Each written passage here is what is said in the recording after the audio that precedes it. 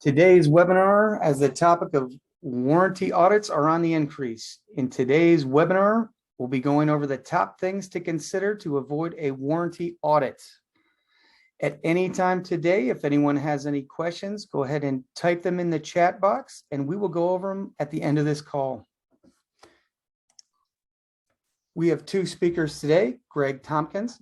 Greg has over 30 years involved in the automotive warranty as a warranty administrator, warranty consultant, as well as a warranty auditor with Jag, Land Rover, and a field warranty consultant for General Motors. His wide range experience gives him a level of knowledge that is hard to match. Celia Mum is our other presenter here. Celia has been in the automotive industry since 2005. She started as a receptionist and quickly moved into the service department, working her way into warranty management. From there, learning how to write service and eventually became a service and parts manager. Over the years, she has been blessed to learn all sides of fixed operations. Her main goal is to drive up numbers while maintaining an A+ policies and procedures. Greg, I think you can go ahead and take it over. Okay, just to give you a rundown of what we're going to be talking about, we're going to start off with knowing your numbers, and that includes dealing with your warranty expense report, receivables schedule, open ROLS, tech training, and gut feelings. Then we'll move into implementing of policies and procedures, time clocking, part stamps, documents, signatures, and those types of things. As well, quality over quantity. We're looking at proper and economical repairs, proper dispatch, encouraging integrity in your warranty claims, and then we'll go into some of these excuses that we run into from time to time as far as high warranty expense, and then we'll be taking a quick look at a checklist we have for you. So for some of the key takeaways we're hoping you get out of this is understanding specific items to know which direction you're heading in. Gain peace of mind when facing a warranty audit and receiving a warranty submission checklist to keep the entire service department on track.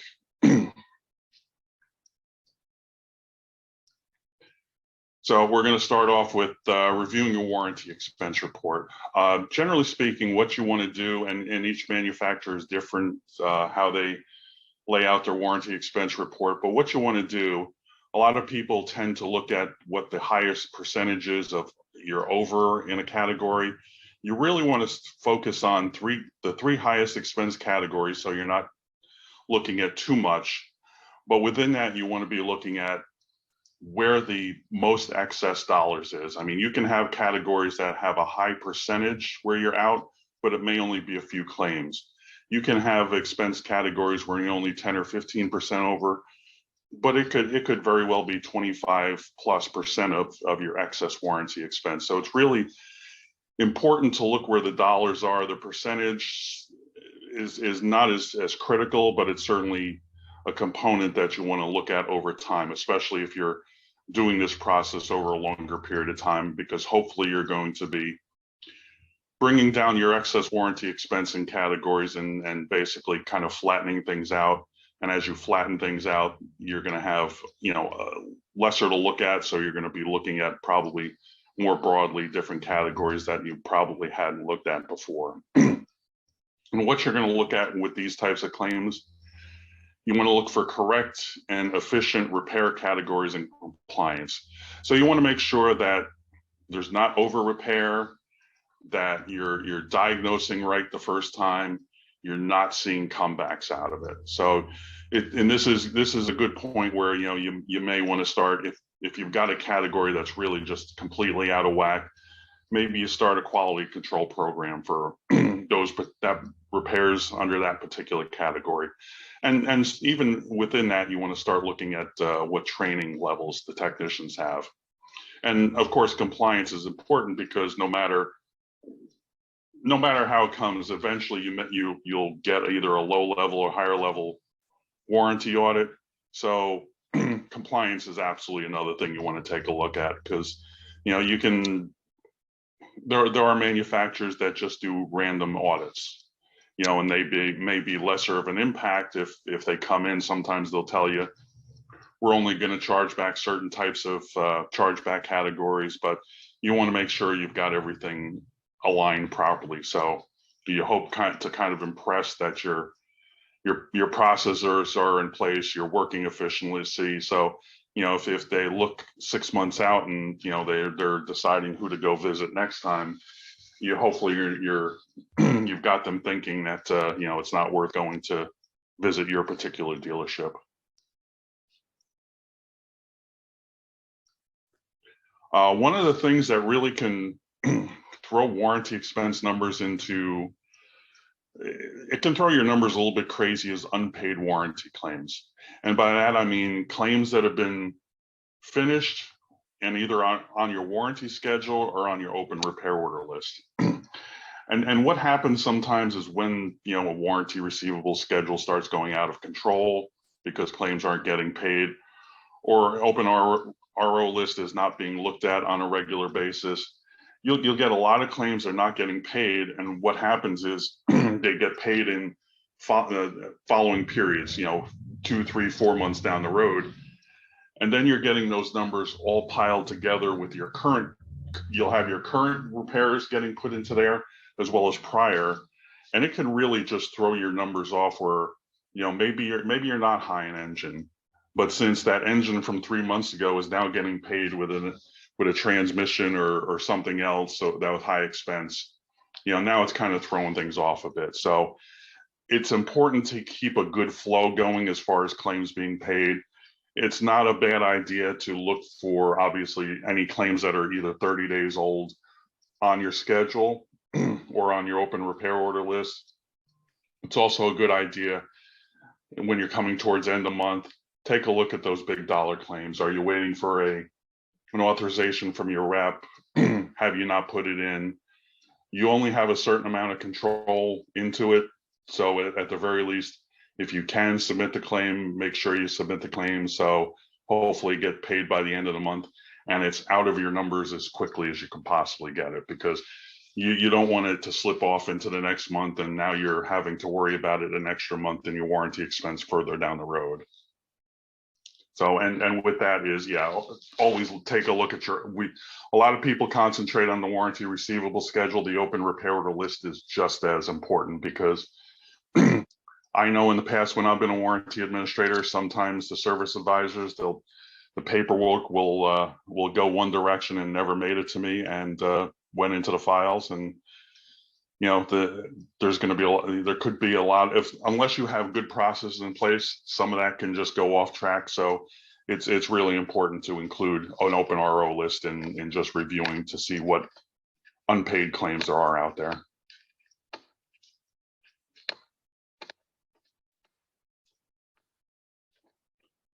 And technician training levels. General Motors, Ford, and Chrysler, I believe all three of them have certain repairs that require a technician to have certain level of training. Obviously, every manufacturer emphasizes their training, and it's really important not only for getting those repairs done, but you'll also have it, all your reps are always going to come around and make sure you get your training done. But it really is important too when it comes down to asking for straight time from the manufacturer. And if you're in an audit, whether they're going to determine whether a second repair is really a shop comeback or not. I mean, if you've got a technician that doesn't have training in a certain repair and he's worked on a vehicle twice for the same condition, most auditors are just going to look at it as a situation where you haven't invested in the training, and it's going to be a chargeback for a shop comeback. If you've got a technician who's 100% trained in that category, you have a better chance of fighting it, whether it's a shop comeback or not. With that, along with that comes, you want to, if necessary, especially on a second visit, you want to make sure you're probably calling the tech hotline. So yeah, keep an eye on the training. It's really important. I know a lot of reps are, they keep pushing it, and it's sometimes, and this is actually a good time of year to do it, because you have, a lot of areas of the country they're slower. Some places during the summer it's really busy. You don't want to lose a tech for a couple of days, but and along with that, also make sure one of the easiest ways to get your training levels up, make sure the technicians are doing online training, because that you can do in the dealership during slow times. They can do it after hours if they want, but it's really important just to have your tech training levels up, so you can show the manufacturer you're serious about what's going on, and you're looking to make sure repairs are done right.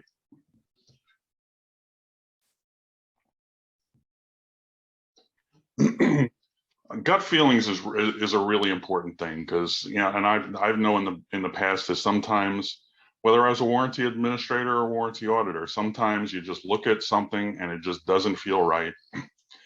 And I always got to the point where I just kind of set that aside, figured I'd go through more paperwork, maybe something catches my attention further down the road, and I'll go back to that. It's amazing sometimes, we've all had a lot of experience in the car business, and I think really gut feelings play an important part of that, because gut feelings come from experience, and it's sometimes you may be wrong, but if you feel something is wrong, even if you can't pick it out at that moment, maybe set something aside. So really just listen to what you're thinking. Maybe something's weird about a claim and you want to go take a look at it back in the parts return area, or you want to review a warranty bulletin. It never hurts to put a little bit more effort into verifying whether your concerns are good or not.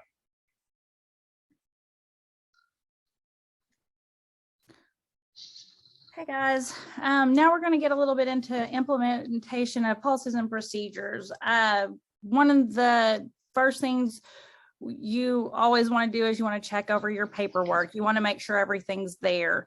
Your VIN inspection sheet, most require it. Even if not required, it is beneficial to you and the dealership. It's going to show you if you have open recalls, and we always want to get the recalls done. That's a safety hazard, but that's also money that could be left on the table. Policies and procedures, you want to make sure that your signatures are there, signatures from the customers, signatures from your service manager. You want to check and make sure that there is no overlapping in times. You want to make sure you have clear cause, complaint, and correction. I always say that it needs to be something that somebody that's never been TSBs or anything like that. That story too. Manual time punches, you need to make sure that you need to make sure that you are doing those properly. A lot of people are going to electronic time punches. We still have some people that do manual time punches. Manual time punches, you want to make sure that you have a lock on there. That's one of the things that the auditors will come in, and if they see you have a manual time clock, they'll go and see that it's locked, because it's easy to roll back that time. Just making sure that everybody's following policies and procedures is a big thing here.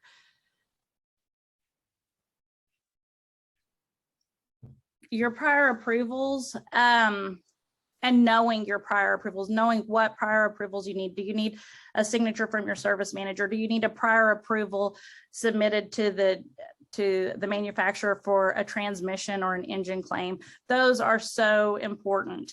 The reason for that is you're going to miss out on so much money. You obviously are going to fix the car, and if you don't take these steps and make sure that these things are followed, then that claim is not going to get paid. The first thing they ask for is, where's your prior approval? Knowing your levels of approval, knowing if it's something that just needs a service manager's signature, or if it needs your DM signature, your district managers, or if it needs corporate signature. Just knowing those things and cutting them off at the pass is always good. having, as soon as those documents come to that warranty administrator, it should be a packet that's ready for her, that all of these things should be there for her, making that claim simple and easy to get paid. We don't ever want them to take, well, you never want it to go over 30 days, obviously. Some things are a little more complicated, but the more you have for that warranty administrator, the easier that claim is going to get paid. Part stamps for returns. I'm big on part stamps for returns. I think Greg kind of is too. Our reason for that is, first off, if there's not a part stamp for return, there's no accountability to be held. Did the technician take the parts and return them to the parts department? We don't know. We don't know because all we have is word of mouth. He says he did it. Parts says he didn't. Well, if they have a part stamp and they're putting that part stamp on there and they're signing it and they're notating the parts that the technician brought back, guess what? That technician is now covered. Now it's up to the parts department to have a specific place for these parts. Most manufacturers have you keep them for so many days because they can request them back in those days. After that, they're to be scrapped. You making sure that you have even the simplest part, a bolt, anything, a bulb, a light bulb. If it was replaced and it's under warranty, it needs to be sent back. That faulty part needs to be sent back to the parts department. It needs to have a tag on it and it needs to be waiting as if they wanted to request that part back.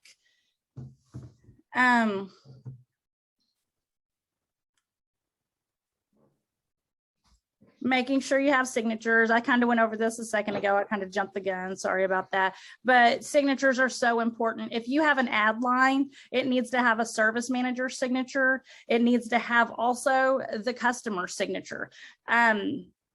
If somebody were to, if they were to review the claim, they're going to want to see that. That is their rules. That's in their policies and procedures, and it needs to be followed. It's as simple as whenever that customer comes in to pick up that vehicle and they're signing that final invoice, you having a tab on there to sign here too.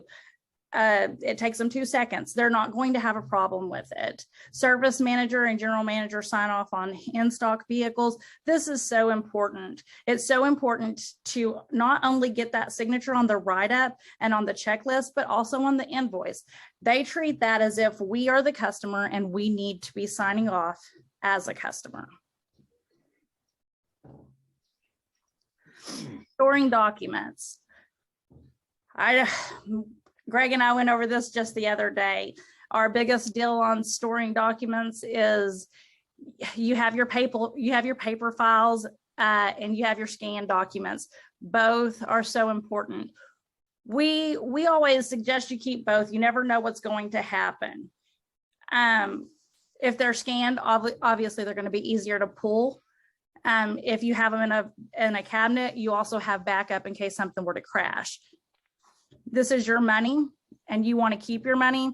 So having 2 forms of storing your documents, I don't think anybody would argue with that when it comes to keeping their money.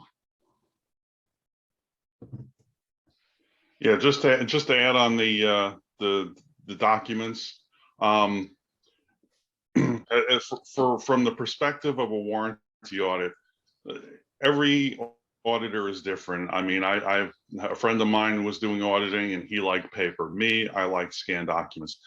I generally find with scanned documents, and this goes for kind of the whole thing is I can remember my days being in the dealership and we have file cabinets full of VIN folders, and sometimes those things go astray, and all it takes is a file to go 3 back further in the file cabinet than it should be, and it's lost forever. If you're scanning documents, you've got the repair order number attached, you've got the VIN number attached, you can always find that. And especially in a situation where, think of a worst case scenario. You have a fire at the dealership, something like that happens, having scanned documents in the cloud really, to me, is just, it saves everything, and to some degree, I mean, that even goes for all of us on a personal level, but, to have all those documents and not have to worry, you got enough worries when a fire goes on, that's one less worry off your mind. Quality over quantity. So keeping your warranty expense in line, you want to do proper and economical repairs. You want to try to stay away from replacing parts in pairs. And obviously a lot of times that happens with struts and shocks. Sometimes there's a reason for it, sometimes not. What I also found as an auditor, and maybe it was the manufacturer I was working for at the time, you'd see a code for one injector coming up, but multiple injectors being replaced. You really have to have a good solid case if you're going to start going beyond what the codes are showing. So it's, you may have snapshot information that's showing that there's been multiple failures on that injector, but it's not enough for it to trigger an OBD2 code. It's best to stick with what you can prove at that point, unless you want to really go out there on a limb and put your neck out on there. But with that said, is if you've got the 5 other dealerships down the road just replacing that one injector, when that one code comes up and you're replacing 2 or more, well, guess what? You're going to look like the high person. And that rolls right into following service bulletin procedures. There's many times we've seen, and I've seen it at GM, at Jaguar Land Rover, there's kind of chaos when a problem comes about, and the service bulletin gets put out pretty quickly with procedures.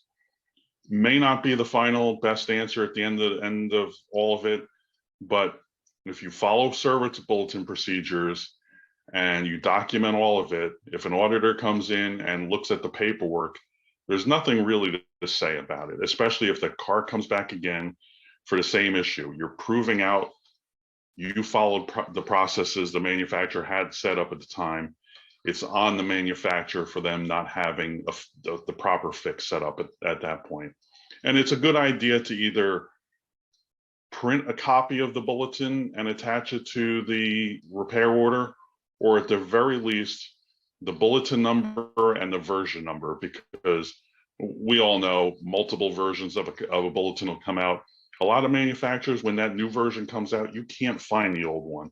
That makes the case for attaching a copy of it to the repair order. For me, I always kept multiple versions of the bulletins on my laptop just to have them so I can refer to them, because oftentimes I was looking at paperwork for 3, 4, 5 months ago, and the B version of the bulletin is out there, and they were using the A version at the time.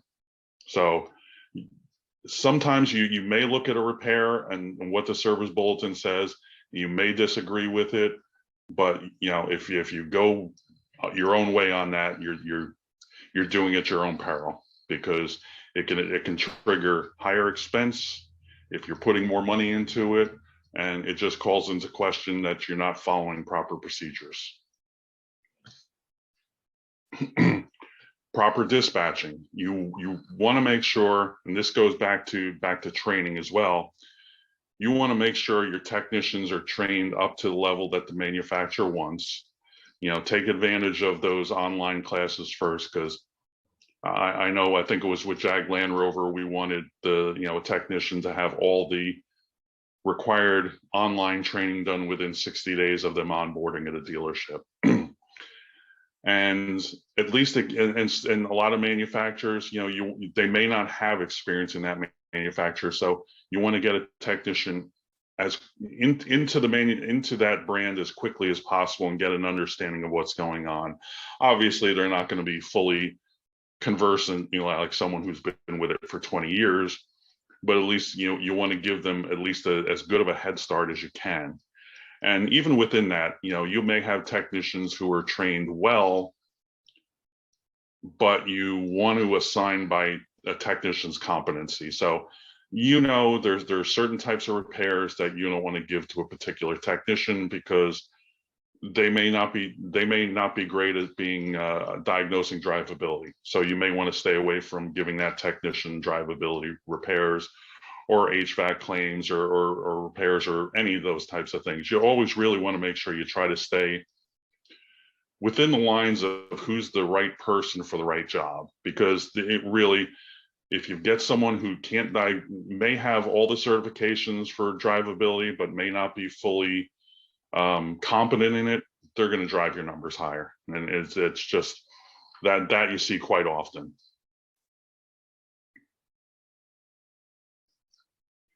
Encouraging integrity in warranty claims, doing the right thing when no one is looking. And this rolls into kind of some of the points we've already made. You really want to be, you want to do the right thing. You want to make sure you're spending the manufacturer's money properly. You want to make sure you feel comfortable with what's being done. You know, you really want to make sure, you know, you feel you've done the right thing at the end of the day. You know, you can have an auditor come in and pick your paperwork apart. But if anything else, you want to make sure you felt you've done the right thing, and you know, you don't want them implying from the paperwork you have that you're going the wrong way, you're doing the wrong thing for them, or, you know, even worse is you're doing things you really shouldn't be doing. So it's really important. Every single step of the way, every single repair, you know, do the right thing. You know, it's important for your customers because you want them coming back, you want them buying their second, third, or fourth car from you, and you want the manufacturer, and especially your field rep, to really feel comfortable with who he or she is dealing with. If you get the confidence of your field rep and you get the confidence of your customers, that really is just going to help drive your business across the board. Not just warranty, not worrying about warranty audit, but it's, you know, you're going to have a rep that's going to be taking care of you when you need some help, and you're going to have customers just coming back all the time instead of going to your competitors.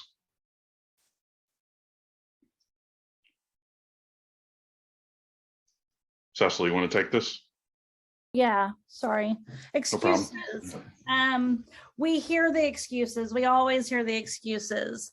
And the excuses are what gets us in so much trouble. It's just this once. Just, you know, when you go out and you tell the technician that they didn't get you the diagnostic codes, it's just this once, see if it'll go through. That's not a good idea. Once you start doing this, you lead into, it becomes a habit, and it's not a good habit. Just this once becomes more than once always. It's not my job. Well, that's probably the one everybody hates hearing the most. Everybody has a hand in everything. It's everybody's job. And if we don't know, we need to find out. We don't need to just do it. The next one is, it's the way it's always been. We don't need to do it that way because everybody else has. It's time to break culture. It's time to implement new rules and policies and procedures and follow them. I didn't know. Ignorance is no excuse, and we all know this. I've been told it my whole life that if I get in trouble with the law, ignorance is not going to get me out of it. You know, same with this. Ignorance is no excuse. Our warranty expense is high because the game is rigid. It doesn't matter what excuse you make, it's still an excuse. Our warranty expense is high because we're fixing problems from other dealers. No. Your warranty expenses are high because you're not implementing policies and procedures. You're not watching your numbers. You're not watching your excess OLH, straight time. Extra parts are being added to tickets that don't need to be added to tickets. These are the things that drive your numbers. These are the things you have to watch for. Instead of making excuses, we all have to own what we have done, and we have to fix it. And once we do that, everything will fall into place. If we're following our policies and procedures, it's crazy how everything around us falls into place. It all becomes good habits. And as it becomes habits, these numbers just go where they're supposed to go.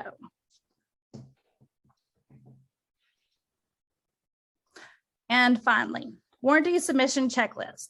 So we got together and we made a checklist, and this is a very detailed checklist, and it is probably one of my most favorite things to give any dealership, any client of ours. It seems like it's a bit much. It is never too much. The reason I say that is we all get busy, and although everything on here, from checking customer signatures, making sure all original documents are there, checking for accurate time punches, do add-on repairs have service manager signatures, is there a clear complaint, cause and correction? Although we know all these things, are we doing them? We get busy, we miss something. So at the end of every job, if we put this on there and we check it off, and everybody's being honest, and we have to be honest is the thing. But the thing is, you have points. There's more than one point to check. You have your advisor to check this, then you have your cashier, then you have your warranty administrator, and also your technician. But your main people that are going to check this list are your advisor, your cashier, and your warranty administrator. If these three people are checking this list before it gets to the warranty administrator for submission, you aren't going to have any issues. She's going to have everything here. She's going to have everything she needs. It's going to flow. It's not going to be her having to get up from her desk 15 times to go ask a technician something or find the codes. It's all there. Whenever this cover is put on there, and if for some reason you were audited or had a review, they would see this. They would see that you're trying, and trying means a lot. You can be the best warranty administrator, and in my opinion, if you don't have a checklist, I don't think you are the best warranty administrator, because that's what makes you good. That's what makes you thorough. You're checking your work. You even know you make mistakes.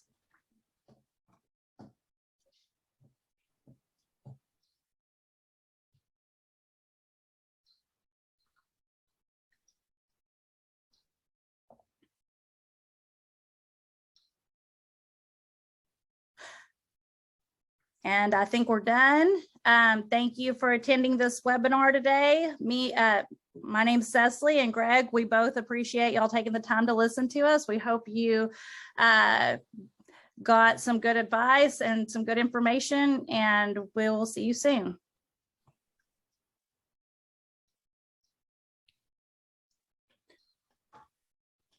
Just so you know, today's webinar is brought to you by Fix Performance, our team, and Scan123, our friends over at Scan123.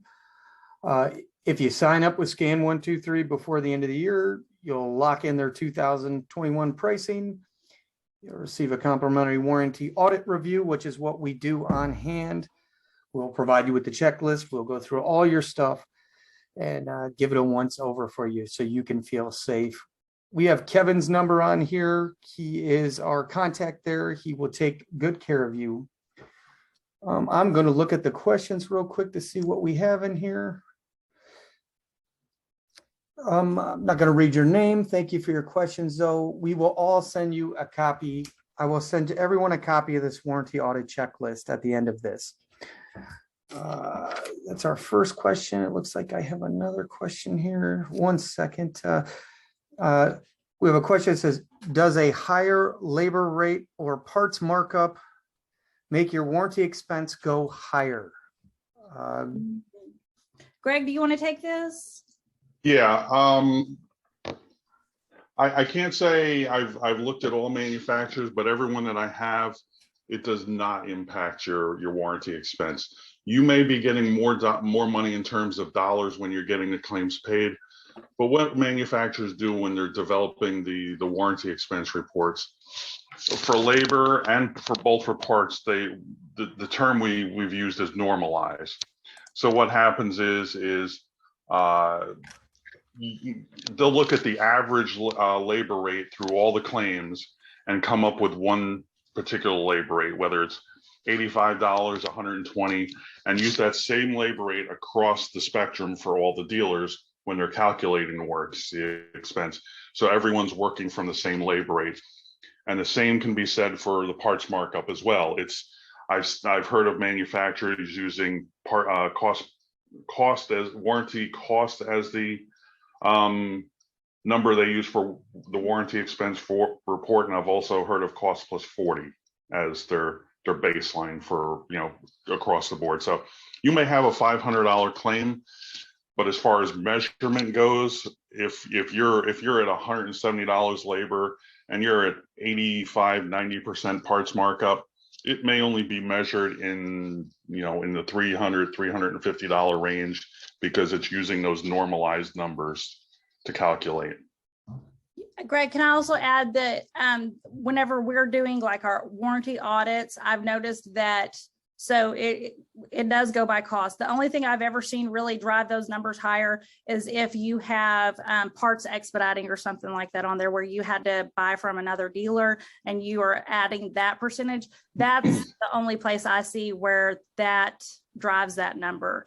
They're actually looking at excessive parts. You know, what's the trend? The trend is that these 10 dealerships only used this one part, but you used 3. What's up? You know? Yep, agreed.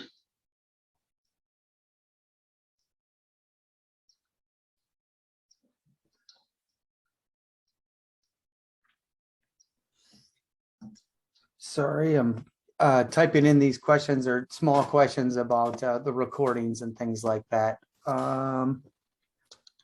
you want me to help you with No. the questions? Oh, no, you're fine. I already answered them. I was just looking at the next one here. It looks like more of a statement than a question. Well, I guess there's a question here.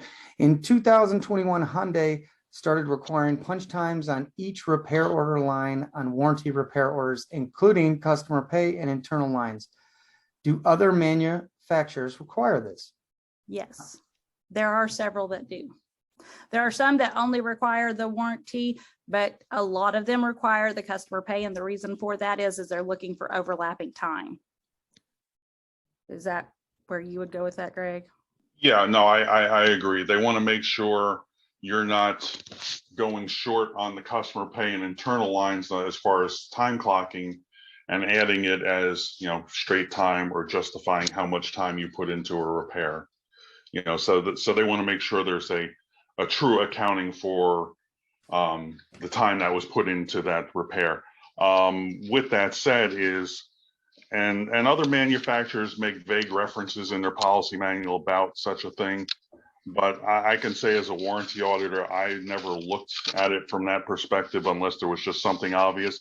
But with that said, I mean, it's a tough hill to climb to charge back a standard labor operation if the time clocking isn't well done on the customer pay and internal. If there's straight time involved, then you start getting into a different issue. I know Hyundai is a little bit tougher on warranty audits than other manufacturers. So it's you know, a lot of manufacturers slowly start adding more and more requirements, more than, you know, what I saw 30 plus years ago when I started. And it's to try to keep dealers from, you know, some of the smaller numbers of dealers that may trying to be gaming the system. So, you know, they see it as an important way to try to keep everything balanced and get a good comfort with what they're seeing on the repair orders. Also, we have one more question just came in. What is the largest warranty charge-off that you have seen due to aging claims and unpaid claims that could not be recovered? For me, I can't remember the dollar amount, and I wouldn't say it was the largest, but when I was doing warranty consulting, I was out at a dealer in West Virginia that had a warranty schedule that had repair orders on it that were 5 years old. But some manufacturers are actually, I've found, like General Motors are very good. If you come to GM hat in hand, they may be able to help you with some of the claims. Yeah, there's been some crazy stuff out there. Back in my day when I was doing consulting, there was dealers I went and cleaned up schedules on, and luckily enough, that was back with the days with General Motors where you can get a claim paid 180 days out. Everyone has obviously tightened things up with that, but yeah, it happens. It really does, and you know, it's an unfortunate thing. I mean, I think.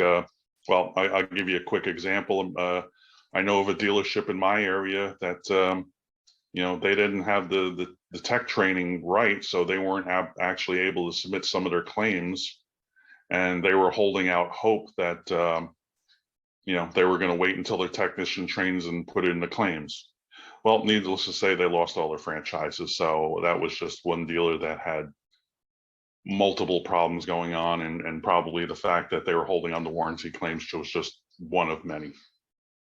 But it does happen, and you know, that's where it's important to, you know, consider, is it something you want run internally? There's obviously companies out there that, you know, have the ability to do your warranty claims remotely. You may have situations where, you know, yeah, you've got one person in the dealership that's knowledgeable about processing, but maybe that person has some type of personal issue and needs to take time off, or they're moving or whatnot. How fast can you get someone up and trained? That may be a situation where, you know, you want to protect your money. So even maybe on a temporary basis, using outside service, so you don't lose that money, because once you start getting it to age on a schedule and open RO report, it's just a lot less chance that you're going to get paid for it. One more question just came in. What is your guys' opinion on automating warranty process via bots, like using bots? I'm assuming we're talking about, and I think there's one company out there that helps dealers with writing the technician write-ups, and it's not necessarily a bad thing, but you know, I look at it from a perspective of a warranty auditor, and I really don't want to see the technician writing the same thing every single time. It's I mean, I can remember back in my days as a Toyota warranty administrator, and Toyota may still do to this day, but while this was the day when we were doing specific gravity readings from batteries, and they showed an example in the policy manual, if here's how you do it, and they made a point in putting in the policy manuals, we will never pay a claim that has these numbers in them, because we know you got them out of the book. So it's something we want to be careful about with bots, is just Yeah, sorry. actual submission of claims using bots. Yeah. I haven't seen submission of claims using bots, so I'm not sure, you know, what that is.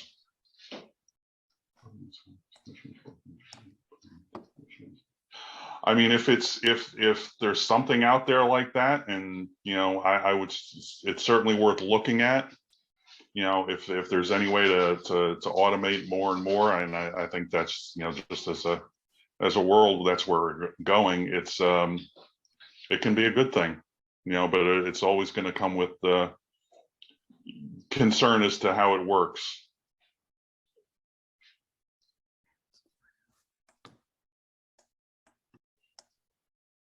I'll give it a couple more minutes, but I really want to thank everybody for coming today. Thank you for all these questions. Thank you for attending. I will be sending everybody a copy of this recording of this webinar, and of course that submission checklist that everyone is asking for. No problem, that will be coming to you. If we don't have any other questions, I really just want to say thank you all for your attendance. Once again, this is brought to you by us here at Fix Performance, and of course our friendship with Scan 123, which would help you do some of that as well. We have our contact information up here, Kevin's as well. Don't hesitate to reach out to any of us. We're here to help.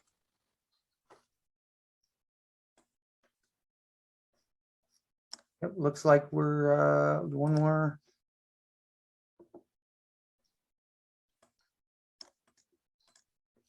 Oh, well, I guess one last question. It looks like, do you have any advice for dealers that are paperless? Yeah. I would say, as far as paperless, I would say I saw this once at a dealership. Is, they went through their first 4 or 5 boxes of repair orders and found out they weren't scanning them right. So it's important you make sure you get the process down from the start, and just make sure everything gets scanned. I mean, there's with everything going to the cloud and storage not being an issue at your dealership, it really there's no reason not to have everything.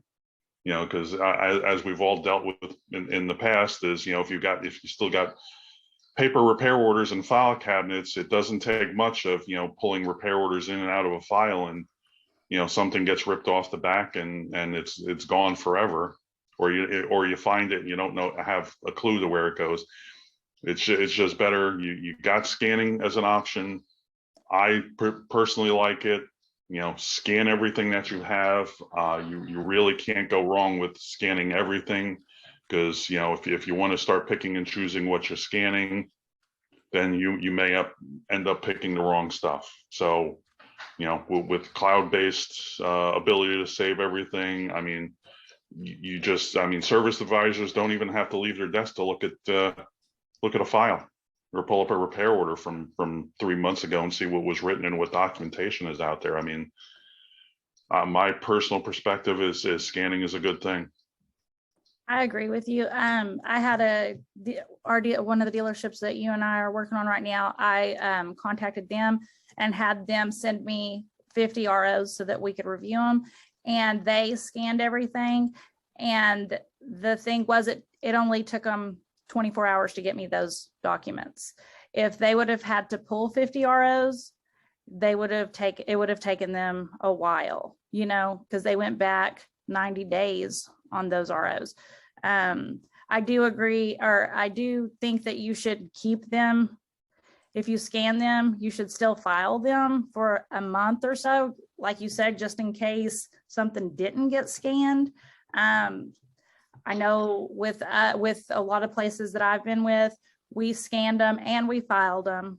The filings were pretty much for the technicians. You have a lot of old school technicians that they like the paperwork, they like to turn wrenches. They don't like to use computers. You know what I'm saying? And so if they could just go and pull it, they had it at their advantage, at their access.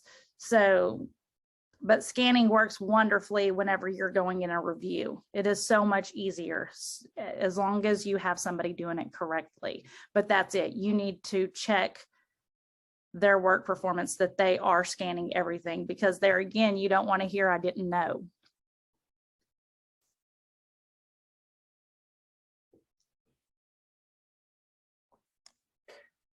And it looks like I don't have any new questions here other than everybody's asking. And obviously you can see Kevin's number here.